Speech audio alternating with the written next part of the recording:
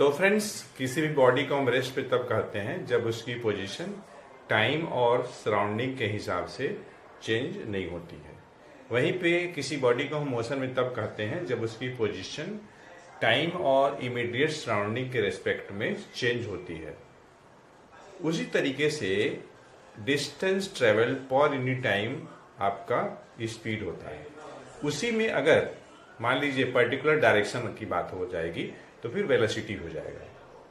वहीं पे अगर हमें एवरेज स्पीड की बात करनी होगी तो किसी भी मूविंग बॉडी के लिए एवरेज स्पीड मतलब ये होता है total distance travel and total time taken, दोनों का जो रेशियो होगा उसी को हम बोलते हैं एवरेज स्पीड।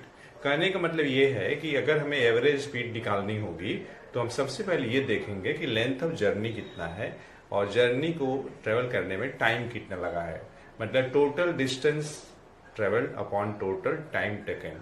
ये कैलकुलेट करने के बाद जो वैल्यू आएगी वही एवरेज स्पीड होगा। तो आज के इस सेशन में हम लोग इसी कॉन्सेप्ट मतलब एवरेज स्पीड से रिलेटेड एक क्वेश्चन डिस्कस करने वाले हैं। क्वेश्चन है, a car travels the first 2/5 part of its distance with a speed v1 and the remaining 3/5 of the distance with a speed v2। Total length of journey का 2/5 part जो है v1 speed के साथ travel की गई है और remaining 3/5 journey का v2 स्पीड के साथ ट्रेवल की गई है। तो हम लोग को एवरेज स्पीड कैलकुलेट करनी है।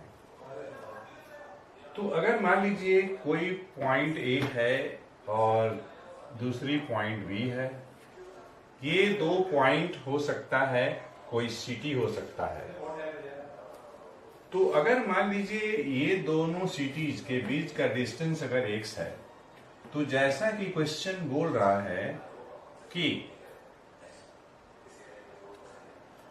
2/5 v1 स्पीड के साथ ट्रेवल किया जा रहा है, तो हम ये निकाल सकते हैं कि जर्नी का 2/5 डिस्टेंस कवर करने में कितना समय लगा।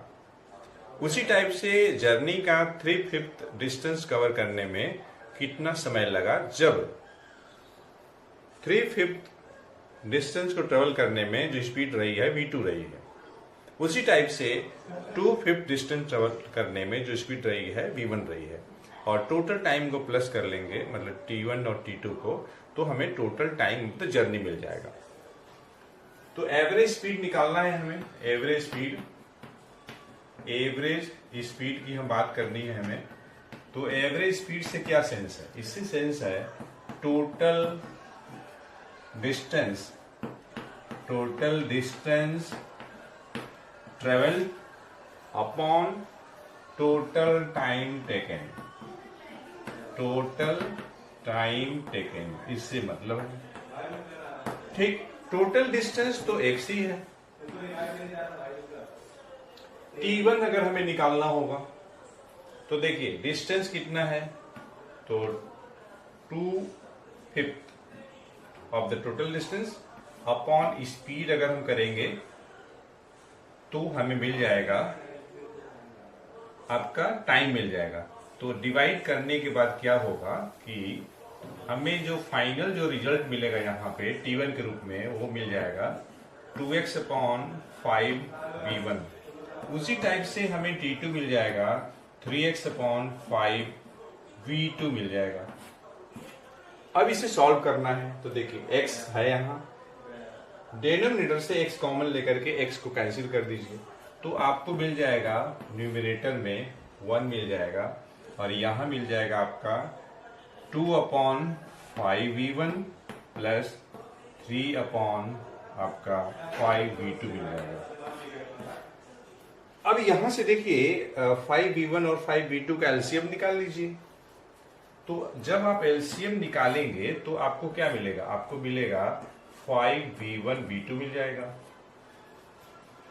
5 v1 से 5 v1 v2 में आप डिवाइड करिए तो आपको v2 मिलेगा और यहाँ पे 2 है, तो इस टाइप से यहाँ मिल जाएगा 2v2 और ये देखिए प्लस 5v2 से 5v1 v2 में डिवाइड करेंगे तो v1 मिलेगा इंटू 3 तो ये हो जाएगा आपका 3v1, और जब आप फर्दर सिंप्लीफाई करेंगे तो आपको मिल जाएगा 5v1 v2 divided by 3v1 plus 2v2, और यही हमारा एवरेज स्पीड निकल जाएगा जो हमें कैलकुलेट करनी थी।